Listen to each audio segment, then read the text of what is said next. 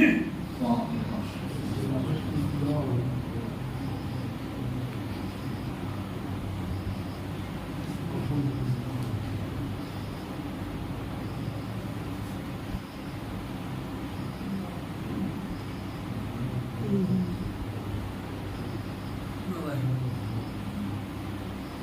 حول ولا قوة إلا بالله العلي العظيم. أعوذ بالله من الشيطان اللعين الرجيم. بسم الله الرحمن الرحيم. الحمد لله الذي هدانا لهذا وما كنا لنهتدي لولا أن هدانا الله.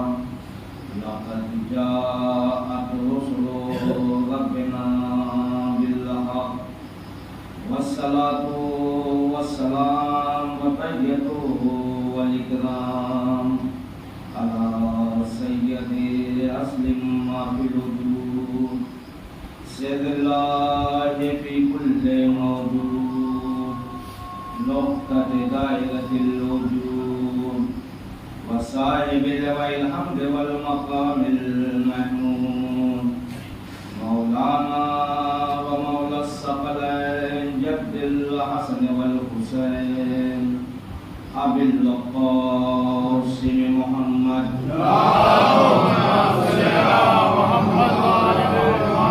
وعلى أهل بيت الطيبين الطاهرين المعصومين المظلومين ولعنة الله على أعدائهم من يومنا هذا إلى قيام يوم الدين.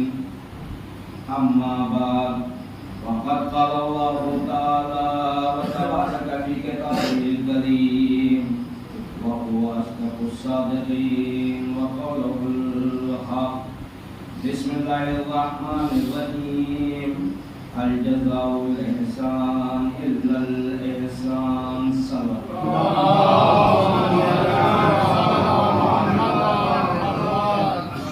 آپ اللہ سے گزارش ہے کہ ایک بار سورہ حمد اور تین بار سورہ توحید کی تلاوت فرما کر مرحوم سعید حسین ابن صادق حسین کی روح کو شاد کریں.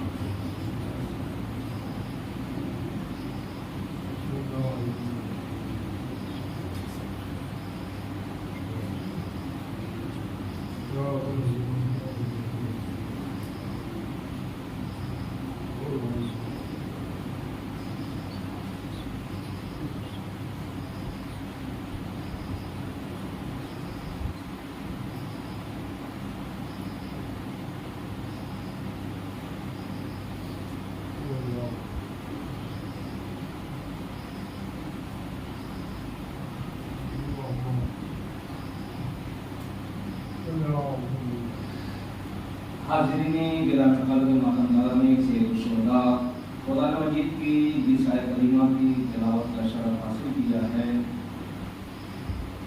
یہ قرآن مجید کی بہت ہی مشہور و معروف یہ آیت ہے جس میں اللہ کے کائنات ارشاد فرما رہا ہے کہ احسان کا بدلہ احسان ہے، نیکی کا بدلہ نیکی ہے. عزیزان محترم، کائنات میں کچھ ہستیاں ایسی ہیں کہ جن کا بڑا احسان ہوتا ہے انسانوں پہ، جیسے ماں باپ کا احسان بہت ہوتا ہے اپنی اولاد پہ، اس لیے کہ ماں باپ عالم وجود سے لے کر یعنی پیدا ہونے سے اور اپنی حیات تک ہمیشہ یہ چاہتے ہیں کہ یہ جو میری اولاد رہے، یہ میری جو اولاد ہے یہ کامیاب رہے، اور صرف کامیاب نہ رہے بلکہ اگر وہ کسی پوسٹ پہ بھی ہوتا ہے، کسی عہدے پہ بھی ہوتا ہے تو وہ یہ سوچتا ہے کہ میرا بیٹا مجھ سے آگے نکل جائے. یہ ماں باپ کے بہت سارے احسانات ہیں انسان پہ، لیکن احسان کہتے کسے ہیں اسے بھی سمجھنا ضروری ہے، اسے بھی جاننا ضروری ہے کہ احسان کسے کہا جاتا ہے۔ جو کام پہلے انجام دیا جائے اسے احسان کہتے ہیں، اور جو بعد میں کیا جائے وہ احسان کا بدلہ ہوتا ہے۔ چھٹے امام جعفر سے سوال کیا گیا کہ مولا احسان کسے کہتے ہیں، تو ہمارے امام نے بتایا کہ احسان وہ ہے جو پہلے کیا جائے، یعنی ماں باپ نے ہم پہ احسان کیا ہے کہ ہمیں ہماری تربیت کی ہے، ہمیں پڑھایا لکھایا، ہماری ساری دیکھ ریکھ انہوں نے کی، یہ سارا احسان ہے۔ اس کے بدلے میں ہم نے جو ہے جب وہ ضعیف ہو گئے تو ہم نے ان کی خدمت کی، ان کی دیکھ بھال کی، انہیں کھانا دیا، ان کو پینا دیا، یعنی ساری چیزیں دی۔ اور اس کے بعد جو ہے اگر ہم یہ سوچیں تو کہ یہ احسان ہے، تو یہ احسان نہیں ہے بلکہ احسان کا بدلہ ہے۔ احسان وہ ہے جو پہلے کیا جائے، احسان وہ ہے جو انہوں نے کیا ہے وہ نہ کیا جائے۔ جو ہم الگ سے کریں گے وہ احسان ہوگا۔ جیسے ماں باپ نے ہمیں کھلایا، ہم کھلائیں گے تو یہ احسان نہیں ہوگا بلکہ خدمت ہوگی۔ انہوں نے تربیت کی، انہوں نے دیکھ بھال ہماری کی، ہم ماں باپ کی دیکھ بھال کریں گے تو یہ احسان کا بدلہ ہوگا، خدمت ہوگی، احسان نہیں ہوگا۔ احسان وہ ہوگا جو ماں باپ نے ہمارے لیے نہیں کیا ہے۔ جیسے ماں باپ نے ہمارے لیے کوئی ایثار ثواب کی مجلس نہیں کی ہے، ماں باپ نے ہمارے لیے قرآن خوانی نہیں کی ہے، ماں باپ نے ہمارے لیے کوئی عمل صالح ایسا نہیں کیا ہے جو مذموم ہونے کے بعد کیا جاتا ہے۔ اب عزیزان محترم ہم جتنا بھی ایثار ثواب کرتے جائیں گے یہ سارا احسان ہوتا جائے گا، اس لیے کہ ماں باپ نے ہمارے ساتھ یہ نہیں کیا ہے۔ ایک بار سلوات پڑھیے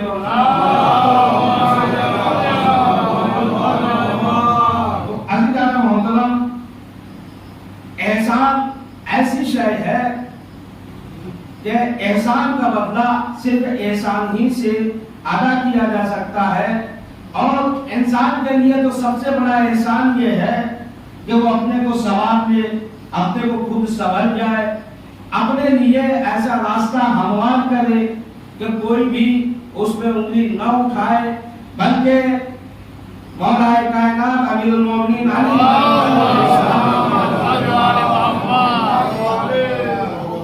ارشاد فرماتے ہیں کہ انسان کی جو اصل ہے، انسان کا جو وجود ہے، انسان کی جو اصل ہے، اگر انسان اس پہ قائم رہے گا، اس پہ دائم رہے گا تو زمانہ ہمیشہ اس کے ملنے کا اشتیاق منتظر شوق رکھتا ہوگا۔ کہا کہ ایسے زندگی گزارو کہ جب تک زندہ ہو زمانے والے ملنے کا شوق رکھے تم سے، اور کہا کہ جب تم دنیا سے چلے جاؤ، جب دنیا سے تم چلے جاؤ تو لوگ تمہیں یاد کرتے رہیں۔ کہا کہ ایسی زندگی گزارو، کہا کہ ایسی زندگی نہ گزارو کہ جب دنیا میں ہو تو لوگ دیکھ کے بھاگتے رہیں، اور مر بھی جاؤ تو کوئی یاد نہ کرے۔ کہا کہ ایسا کردار زمانے میں پیش کرو کہ زمانے والوں کے لیے ایک نمونہ عمل ہو، نمونہ عمل ہو، اور نمونہ عمل اسی وقت ہو سکتا ہے جب ہم ائمہ معصومین علیہ السلام کی سیرت پہ عمل کریں، جب ہم سیرت پہ عمل کریں۔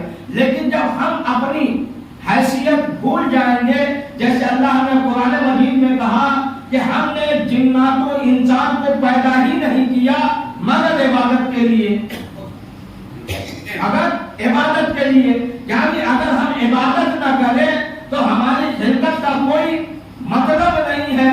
ہم نے اپنی اصل بھول گئے، جب ہم اصل بھول جاتے ہیں تو ہمارا وجود ختم ہو جاتا ہے۔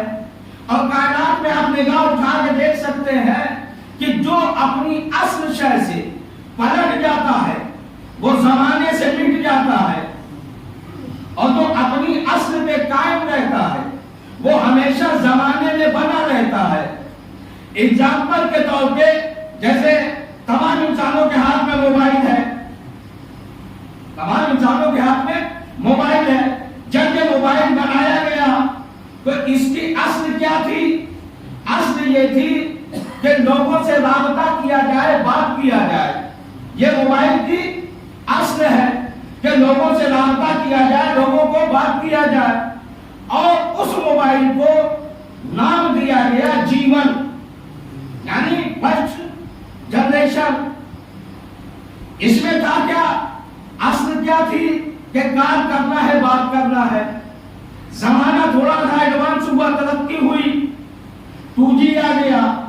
جب 2G آیا تو اب ہم اس میں میسج وغیرہ بھی بھیج رہے ہیں، لیکن اگر ہم میسج لکھ رہے ہیں، ٹائپ کر رہے ہیں، اور اس کے بعد کوئی کال آ رہی ہے تو وہ آپ کا میسج رک جاتا ہے اور وہ فوراً دکھانے لگتا ہے کہ کوئی آپ سے رابطہ کرنا چاہ رہا ہے۔ چونکہ اصل یہ بھولا نہیں اپنی، زمانہ اور آگے بڑھا، 3G آیا، لوگ اب فوٹو وغیرہ، تصویریں وغیرہ بھیجنے لگے، لیکن تصویریں بھیج رہے ہیں، ساری چیزیں ہو رہی ہیں، لیکن جیسے ہی کال آتی ہے موبائل ساری چیزیں روک دیتا ہے، اپنی اصل چیز ضرور بتاتا ہے کہ کوئی آپ سے رابطہ کرنا چاہ رہا ہے۔ زمانہ اور آگے بڑھا، 4G آیا۔ جب 4G آیا تو اب ہم اس میں ویڈیو بھی بھیج رہے ہیں، ہم اس میں آڈیو بھی بھیج رہے ہیں، ہم اس میں تصویریں بھی بھیج رہے ہیں، یعنی ساری چیزیں ہو رہی ہیں، لیکن جیسے ہی کوئی کال آتی ہے ساری چیزیں رک جاتی ہیں۔ موبائل اپنی اصل نہیں بھولے ہوئے ہے، اس لیے زمانے میں ابھی تک زندہ ہے، اپنی اصلیت نہیں بھولے ہوئے ہیں۔ یعنی جس دن یہ بھول جائے گا کہ ہمیں رابطے کے لیے بنایا گیا ہے، اس دن موبائل کا وجود ختم ہو جائے گا۔ جب تک یہ اپنی اصلیت پہ قائم ہے تب تک زمانہ چاہے جتنا ایڈوانس ہو جائے، 4G آئے، 5G آئے، 6G آئے، جب تک یہ کال سے رابطہ رکھتا رہے گا تب تک زمانے میں بنا رہے گا۔ ورنہ زمانے میں بہت ساری چیزیں آئی، ریڈیو آیا، ٹی وی آئی، ساری چیزیں آئی، لیکن وہ اپنی اصل کو بھول گیا۔ جب اپنی اصل کو بھول گیا تو زمانہ اسے بھول گیا۔ اب اللہ نے ہمیں جو خلق کیا ہے اپنی عبادت کے لیے کیا ہے۔ جب تک ہم عبادت کو کرتے جائیں گے تب تک ہم زمانے میں بنے رہیں گے۔ جہاں اللہ کو بھول جائیں گے زمانہ ہمیں بھی بھول جائے گا۔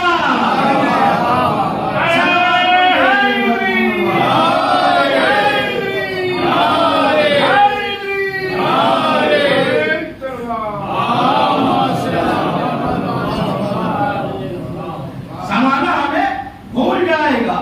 جب تک ہم اپنی اصل کو جانیں گے زمانے میں بنے رہیں گے، زمانے کے ساتھ رہیں گے۔ لوگ کہتے ہیں کہ ایڈوانس ہو جاتے ہیں، ایڈوانس ہونا لوگ سمجھتے ہیں کہ زمانے میں بنے رہنے کا۔ آج سے تقریباً 40-50 سال پہلے آیت اللہ العظمیٰ سید خمینی صاحب نے کہا تھا کہ انسان کو کامیابی کے لیے یورپ کا راستہ نہیں دیکھنا چاہیے بلکہ 1400 سال پیچھے جانا چاہیے، نئے پیغمبر اسلام اور مولا کائنات کے دور کو دیکھنا چاہیے۔ اب اس دور میں جانے کی کیوں ضرورت ہے؟ کیونکہ زمانہ اس مقام پہ پہنچ رہا ہے کہ لوگ آگے کہہ رہے ہیں کہ نماز کچھ نہیں ہے، نماز کا مقابلہ اہل بیت سے کرتے ہیں، اہل بیت کا مقابلہ نماز سے کرتے ہیں۔ آپ 1400 برس پیچھے جائیے، آپ دیکھیے کہ مولا کائنات کا کیا کردار رہا ہے، مولا کائنات کی کیا سیرت رہی ہے۔ گھمسان کی جنگ ہو رہی ہے، جہاں جان سامنے کھڑی ہے، جہاں جان پڑی ہے، لیکن مولا کائنات نے اس گھمسان جنگ میں مسلح بچھا کے زمانے کو بتایا کہ چاہے ماحول جیسا بھی ہو نماز کو ترک نہ کرنا۔ کہا نماز کو کبھی ترک نہ کرنا۔ مولا کائنات نے اس گھمسان کی جنگ میں جب مسلح بچھایا اور نماز ادا کر لی، اور ادا کرنے کے بعد جب مولا کائنات سے پوچھا گیا کہ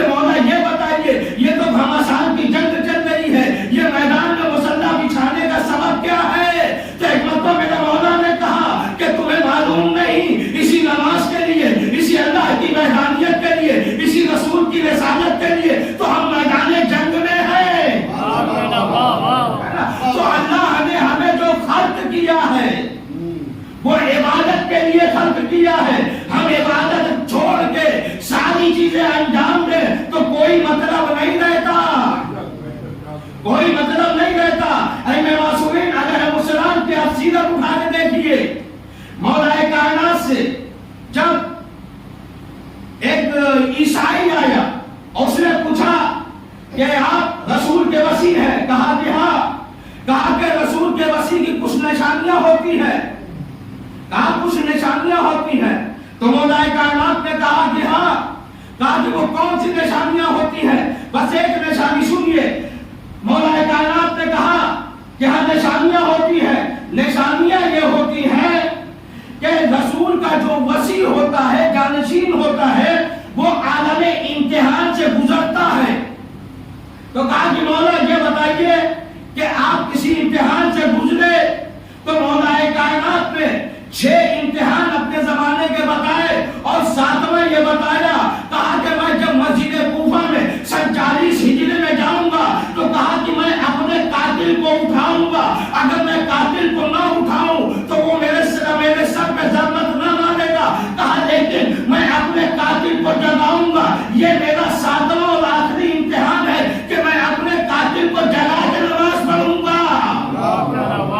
تو زمانے کو سمجھ لینا چاہیے کہ اللہ نے جو انسان کو خلق کیا ہے وہ صرف عبادت کے لیے خلق کیا ہے۔ یاد رکھیے، عبادت کرتے جائیں گے ساری چیزیں قبول ہوں گی، عبادت کو آپ چھوڑ دیں گے ساری چیزیں آپ کی بیکار ہو جائیں گی۔ اس لیے کہ اللہ ہمیں اور تمام ائمہ معصومین علیہ السلام نے یہ کہا ہے کہ آپ سے جس کے بارے میں سب سے پہلے سوال کیا جائے گا وہ ہے نماز۔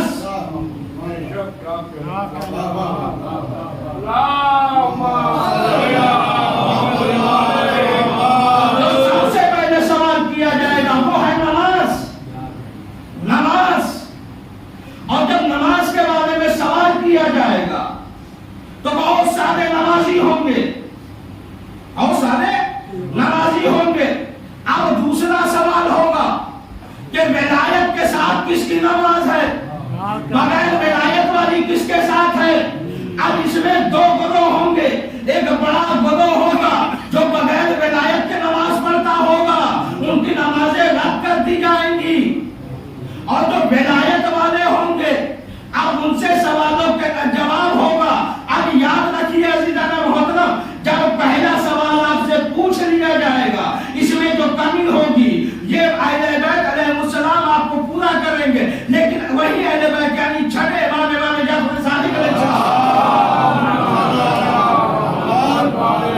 ارشاد فرماتے ہیں کہ اگر کوئی انسان نماز کو ہلکا سمجھے، یعنی نماز وہ پڑھتا ہو لیکن اذان ہو رہی ہے اور وہ دور سے سنتا ہو کہ ابھی 5 منٹ کے بعد پڑھ لیں گے، 10 منٹ بعد پڑھ لیں گے، یعنی جو نہیں پڑھتا اس کی بات ہی نہیں ہو رہی ہے۔ جو نماز کو پڑھتا ہے لیکن نماز کو ہلکا سمجھتا ہے، اذان ہو رہی ہے 10 منٹ کے بعد پڑھ لیں گے، 15 منٹ کے بعد پڑھ لیں گے، جو ہلکا سمجھتا ہے، ہمارے امام کہہ رہے ہیں کہ یہ ہم شیعوں میں نہیں ہے،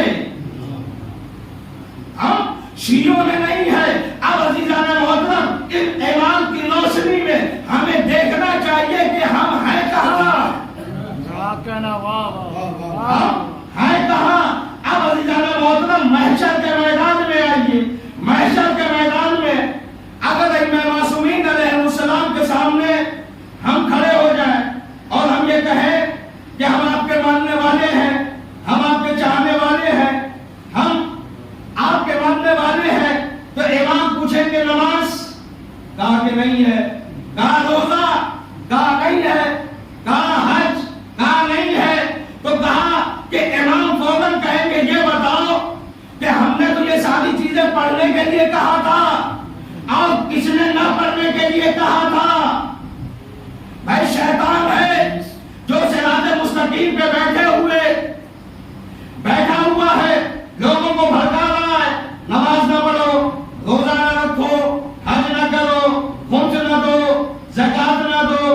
تو یہ بھائی مولا کے ماننے والے کہاں ہوئے؟ یہ تو شیطان کے ماننے والے ہوئے۔ اس لیے ہمیں اس حقیقت کو یاد رکھنا چاہیے کہ اللہ نے ہمیں جو خلق کیا کیا ہے وہ صرف عبادت کے لیے پیدا کیا ہے. ایک بار سلوات پڑھیے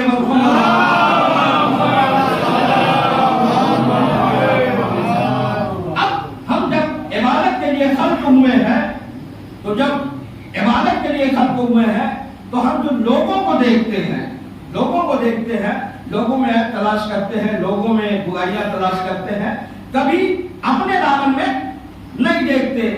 اچھا اس کا بھی ایک اجر و ثواب اللہ نے رکھا ہے کہ جیسے کوئی بادشاہ ہے, ایک بادشاہ تھا, اس نے جو ہے 100 کلومیٹر کی سڑک بنوائی اور سڑک بنوانے کے بعد اس نے اپنے 3 وزیروں کو بھیجا, کہا کہ جاؤ یہ سڑک دیکھ لو اس لیے کہ اس کا ہمیں افتتاح کرنا ہے.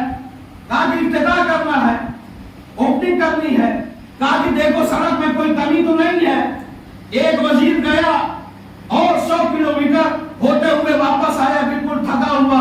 کہا بادشاہ سلامت, راستہ تو بڑا خوبصورت بنوایا ہے آپ نے, سڑک بڑی اچھی بنوائی ہے آپ نے, لیکن سڑک میں بیچ میں ایک جگہ کچھ کوڑا ہے, کچھ گٹھا پڑا ہوا ہے. کہا کہ اگر وہ ہٹ جائے تو سڑک میں 4 چاند لگ جائے گا. بادشاہ نے کہا کہ ٹھیک. دوسرا وزیر اس کے بعد آیا, اس نے بھی یہی بتایا کہ بادشاہ سڑک کو بڑی خوبصورت بنائی ہے مگر ایک جگہ کچھ کچرا پڑا ہوا ہے, اگر وہ ہٹا دیا جائے تو اس سڑک میں 4 چاند لگ جائیں گے. تیسرا وزیر آیا, پسینے میں تر تھا, لباس اس کے گندے ہوئے تھے اور گادھے پہ ایک گٹھری لیے ہوئے چلا آ رہا ہے. وزیر نے پوچھا, بادشاہ نے پوچھا کہ بڑے پریشان لگ رہے ہو. کہا بادشاہ سلامت, آپ نے یہ سڑک تو بڑی بہترین بنوائی ہے لیکن راستے میں ایک جگہ کچرا تھا. کہا کہ میں نے سوچا کہ اسے صاف کر دوں. میں نے کچڑے کو صاف کر دیا اور وہاں کے لیے ایک گٹھری پڑی ہوئی تھی, میں اس کو اٹھا کے لے کے آیا. شاید کوئی مسافر تھا جو بھول گیا. کوئی مسافر تھا, میں بھول گیا. تو بادشاہ نے کہا کہ یہ گٹھری کوئی مسافر نہیں بھولے ہوئے ہیں. کہا کہ اس میں نے پیسے رکھے ہیں. کہا وہ کچرا میں نے ڈلوایا تھا. کہا کہ مگر میں یہ دیکھنا چاہ رہا تھا کہ کتنے بتانے والے ہیں, کتنے کرنے والے ہیں. تو اب عزیزان محترم, جو ہماری ذمہ داری دین نے ہم پہ سونپی ہے, ہم اگر اس ذمہ داری کو ادا کرتے جائیں تو بادشاہ نے وہ گٹھری اسے دے دی. کہا اس میں پیسہ رکھا ہے, یہ تمہارا انعام ہے. اب عزیزان محترم, اللہ نے بھی شریعت میں بالکل ویسے ہی انتظام کر رکھا ہے کہ اگر آپ نے کسی مرد کو مسجد تک بلایا, آپ نے کسی کا قرآن پڑھ, کسی کو قرآن پڑھایا, آپ نے کسی کو حج کرایا, آپ نے کسی کی مدد کی, تو اللہ آپ کو اس طریقے سے اجر و ثواب عطا کرتا ہے کہ جب تک اس کا وہ فائدہ اٹھاتا رہے گا تب تک آپ کو ثواب ملتا رہے گا. سلوات پڑھیے.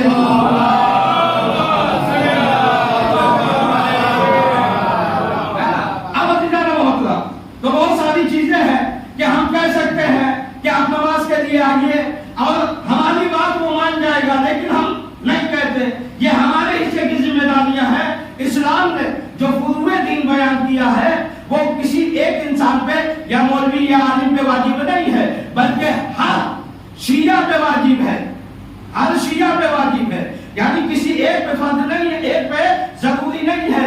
ایک کے لیے نہیں کہا گیا ہے کہ نماز صرف مولوی پڑھے گا یا مولوی پڑھائے گا, روزہ صرف مولوی رکھے گا, نہیں, بلکہ جتنے بھی محبان اہل بیت ہیں ہر ایک کے لیے ہے کہ وہ لوگوں کو نیکی کی ہدایت دے, برائی سے روکے. یہ ہر مسلمان پہ واجب ہے. ہم اپنے حصے کا مال نہیں چھوتے, نہیں اٹھاتے. ہم بیان کریں گے یہاں بیٹھ کے, فلاں صاحب مسجد میں نہیں آتے ہیں, فلاں صاحب اذان ہوتی ہے وہاں بیٹھے رہتے ہیں, فلاں صاحب ہے وہ کرتے ہیں, یہ کرتے ہیں, وہ کرتے ہیں, لیکن ہم اپنی ذمہ داری ادا نہیں کرتے.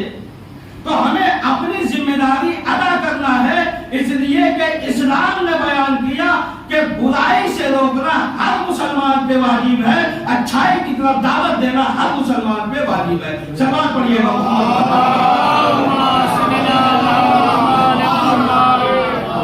اب یہ جو ہم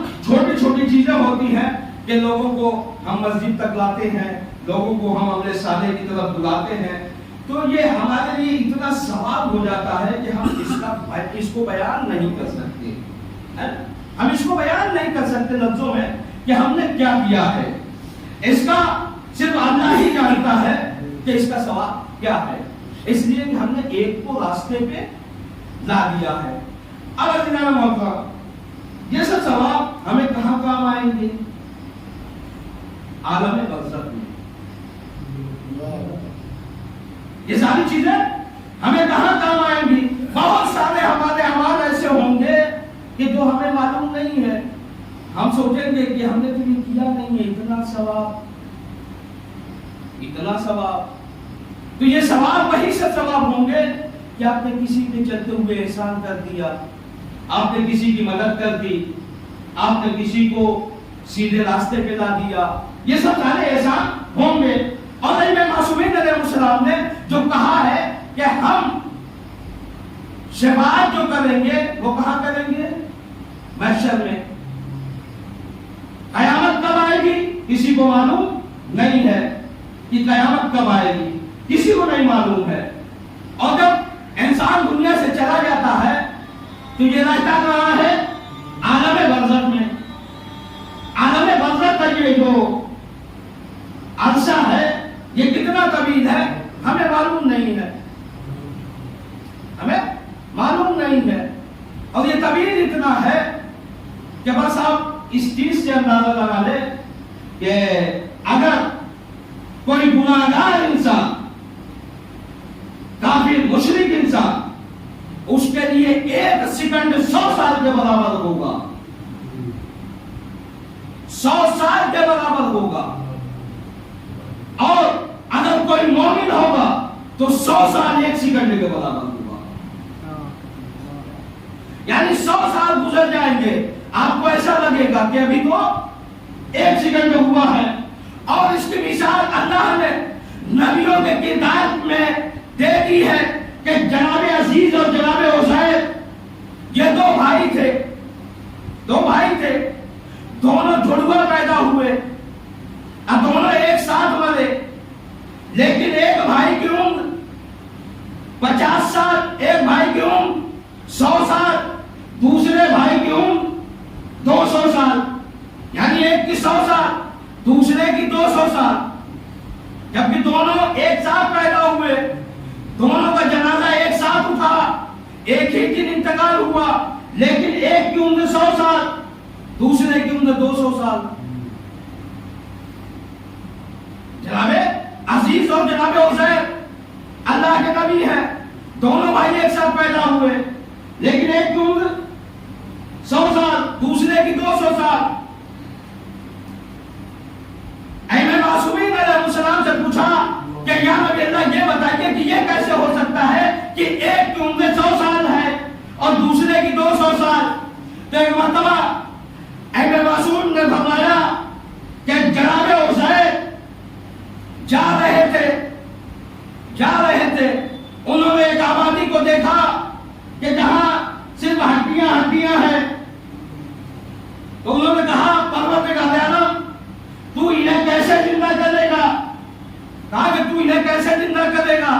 جیسے ہی انہوں نے کہا اللہ نے حکم دیا ملک الموت نے جناب عزیر کی روح کو قبض کر لیا، اور یہ 100 سال تک مرے رہے۔ 100 سال کے بعد اللہ نے انہیں دوبارہ زندہ کیا۔ 100 سال کے بعد یہ 50 سال کے تھے جب اپنی آبادی سے نکلے ہوئے تھے اور جا رہے تھے، انہوں نے آبادی ایک دیکھی کہ ویران پڑی ہوئی ہے، تمام لوگ مرے پڑے ہوئے ہیں، ہڈیاں صرف دکھ رہی ہیں، تو کہا پروردگار عالم انہیں تو زندہ کیسے کرے گا؟ اللہ نے جناب عزیر کو ہی وہاں پہ حکم دیا فرشتے کو کہ روح قبض کر لو، روح قبض ہو گئی۔ اب جو روح قبض ہوئی 100 سال کا عرصہ گزر گیا، جب 100 سال کا عرصہ گزر گیا تو اب اللہ نے حکم دیا کہ عزیر کو زندہ کیا جائے۔ جناب عزیر زندہ ہو گئے، اور جب زندہ ہوئے تو جناب عزیر نے دیکھا چاروں طرف کہ جب میں آیا تھا یہاں میرے سونے سے پہلے کچھ پیڑ نہیں تھے، کوئی باغات نہیں تھے. اب جب اٹھے ہیں تو دیکھا کہ پوری ہریالی ہے، بڑے بڑے درخت ہیں. جناب عزیر پریشان ہوئے کہ پروردگار عالم ابھی میں کچھ دیر پہلے یہاں سویا تو یہاں کچھ نہیں تھا، چٹکل میدان تھا. کہا لیکن جب سو کر اٹھا تو یہاں بڑے بڑے پیڑ ہیں. تو ایک مرتبہ اللہ نے پوچھا اے عزیر بتا کتنی دیر سویا؟ تو کہا کہ چند لمحے. کہا چند لمحے سویا. تو ایک مرتبہ اللہ نے کہا کہ اپنی سواری کی طرف دیکھو. اب جو سواری کی طرف دیکھا تو ایک چھوٹی سی ہڈی نظر آئی.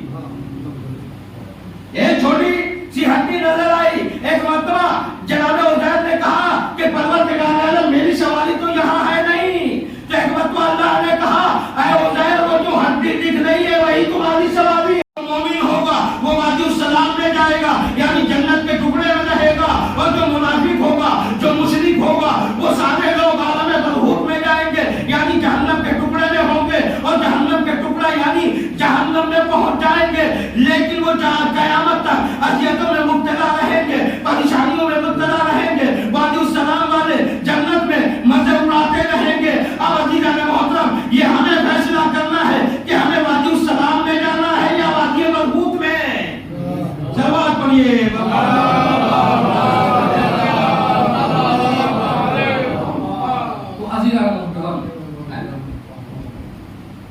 تو انسان یہ اپنی اصل نہیں بھولنا چاہیے، اسے یاد رکھنا چاہیے.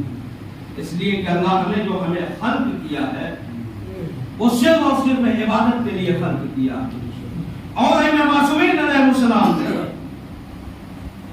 بڑی تاکید کی ہے نماز کے لیے. اس لیے کہ محشر میں جو سب سے پہلے سوال کیا جائے گا وہ صرف نماز ہے. اور امام حسین علیہ السلام کا ہم مسائل پڑھتے ہیں، گریہ کرتے ہیں کہ امام حسین نے سجدے میں سر کٹا دیا، لیکن ہم اپنا سر کبھی مسجد تک نہیں لے جاتے. ہم اپنا سر مسجد تک نہیں لے جاتے، ہم اللہ کے سامنے نہیں جھکتے اور اس میں گریہ کر رہے ہیں کہ امام نے سجدے میں سر کٹا دیا. اور مولا کائنات نے بالکل کھلے لفظ میں بتایا کہ ہم جو جنگ کر رہے ہیں، اور کربلا بھی کہ ہم جو جنگ کر رہے ہیں وہ نماز ہی کے لیے کر رہے ہیں، اللہ کی وحدانیت کے لیے ہی کر رہے ہیں، اللہ کے دین اور شریعت کے لیے ہی کر رہے ہیں. لیکن ہم ہیں کہ مجلس کریں گے، ماتم کریں گے، نماز نہیں پڑھیں گے. نماز نہیں پڑھیں گے. یاد رکھیے کہ نماز ہی وہ عمل ہے جس سے تمام برائیاں بھاگتی ہیں. اس لیے کہ اللہ نے کہا کہ ان الصلاۃ تنہی عن الفحشاء والمنکر. نماز وہ ہے جو انسان کو تمام برائیوں سے روک دیتی ہے، اور برائیاں انسان جو کرتا ہے کچھ برائیاں ایسی ہوتی ہیں کہ وہ اچھائیوں کی طرف آنے نہیں دیتی. یعنی اگر ہم نماز ترک کر رہے ہیں، لوگوں کو نیکی کی ہدایت نہیں کر رہے ہیں، لوگوں کے ساتھ رعایت نہیں کر رہے ہیں، لوگوں کی مدد نہیں کر رہے ہیں، تو یاد رکھیے کہ ہم کوئی گناہ ایسا ضرور کر رہے ہیں کہ یہ گناہ ہمیں ان نیکیوں کی سے روکتا ہے، ان نیکیوں کو انجام دینے نہیں دیتا ہے. اور ہمارے وہاں کربلا جیسی سیرت موجود ہے کہ جہاں ابلیس بھی حیرت زدہ تھا کہ پروردگار عالم تیرے ایسے ایسے بندے ہیں کہ اتنے زخم کھانے کے بعد بھی اپنے سر کو سجدے میں رکھ دیا. کہا جبکہ تیرا بندہ یہ جانتا ہے کہ یہ ملعون جو آگے بڑھ رہا ہے تلوار لے کے، یہ آپ کے سر و تن میں جدائی کرے گا. اور کہا اس طریقے سے آگے بڑھ رہا ہے کہ تلوار لیے ہوئے ہے اور تلوار کو پتھروں پہ مارتے ہوئے کند کرتے ہوئے جا رہا ہے کہ جب میں امام کے گلے پہ چلاؤں تو فوراً امام کے گلے پہ نہ چلے، بلکہ امام کو اذیت ہو، امام کو تکلیف ہو. کہا اس طریقے سے وہ کند کرتے ہوئے جا رہا ہے، لیکن وہ ہے انسان، وہ ہے تیرا بندہ کہ سجدے میں سر رکھے ہوئے کہہ رہا ہے سبحان ربی الاعلی و بحمدہ. اجزکم اللہ. وہ آپ کو कोई गम न दे सिवाय गम मज़लूम करबला के। चूंकि मरहूम के इशारे सवाब की मजलिस है।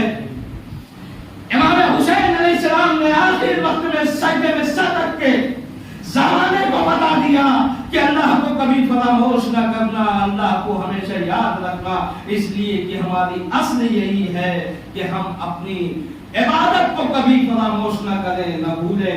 इमाम हुसैन अलैहिस्सलाम ने जो करबला में सजदा किया है, क़यामत तक ऐसा सजदा करने वाला न कोई इंसान पैदा हुआ है, न पैदा हो सकता है।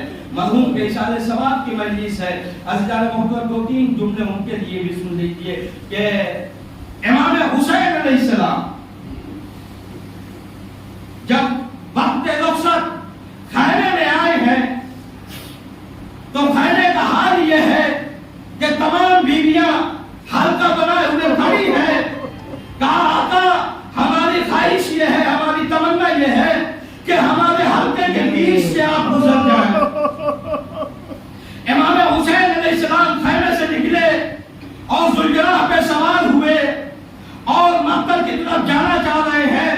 तारीख में लिखा कि इमाम जब ज़ुल्जनाह पे सवार हुए हैं और ज़ुल्जनाह से कह रहे हैं कि तू मुझे मक्का पहुंचा दे, मगर ज़ुल्जनाह एक कदम भी आगे नहीं बढ़ रहा है, एक कदम भी आगे नहीं बढ़ रहा है। एक मरतबा इमाम ने कहा, ऐ अस्ते बावफा, ये मेरी आखिरी सवारी है, तू मुझे मक्का तक पहुंचा दे और मैं तुझ पे सवारी न करूंगा। एक मरतबा उस ज़ुल्जनाह ने ज़माने में ज़बानी में कहा, आका जब तक मुझ में जान है तब तक मैं आपको लेता, मैं आपको सवार करता रहूंगा, लेकिन मैं क्या करूं, मेरे सुबह से लिपटी हुई सकीना बैठ कर रही है।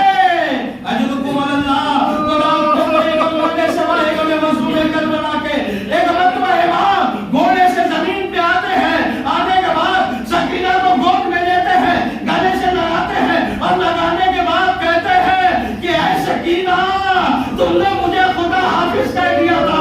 एक मरतबा सकीना हाथों को जोड़ के कहती है, बाबा दो सवाल है, दोनों सवाल का आप जवाब दे दीजिए। एक मरतबा इमाम ने पूछा, कहा बेटी सकीना बता क्या है। एक मरतबा सकीना ने कहा, बाबा पहला सवाल ये है कि मैं आपके बाद सोऊंगी कहाँ। दूसरा सवाल ये है, बाबा यतीम किसे कहते हैं। यहाँ जो सैयदे सज्जाद जलते हुए खैमे में पड़े हुए, बस ये वाला नज़ीर नज़र